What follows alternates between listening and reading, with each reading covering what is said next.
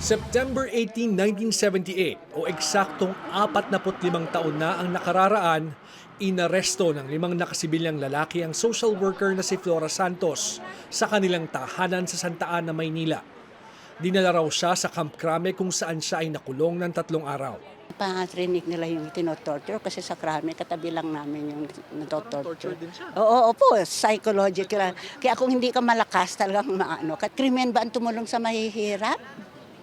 O di ba? Ang dami-daming nagugutom. Hindi raw niya malilimutan ang tulong na ginawa sa kanya ng mga madre sa pangunguna ng aktivista at isa sa mga kritiko ni dating Pangulong Marcos na si Sister Christine Tan. So, I asked her, pwede ba mahingi ng temporary release ako because of my father kasi nag-aalala ako. Sabi ni Sister Christine, yes, I will try to contact Secretary Enrile. So, ginawa niya yun.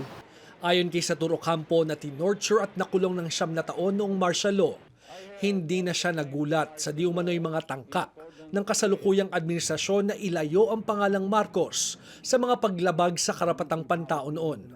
Kinikilala ng pamahalaan ang higit 11,000 inabuso at higit 2,000 pinatay at deseparasidos sa panunungkulan ni dating Pangulong Marcos hanggang sa mapatalsik siya sa pwesto dahil sa EDSA People Power noong 1986. Binayaran din sila ng danyos sa ilalim ng Human Rights Victims Reparation and Recognition Act. Kaya naman naging usapin kumakailan ang kautusan ng Education Department na alisin ang katagang diktaturang Marcos sa mga textbook sa grade 6 at palitan ng salitang diktatura. Bago pa man sila na halal, no, the long period, na yung denial na nila walang masamang ginawang tatay. At doon yung nasa power na siya. Ni ESD, audacity pa sabihin niya, gagayahin niya, ipagpapatuloy ang ginawa ng tatay niya.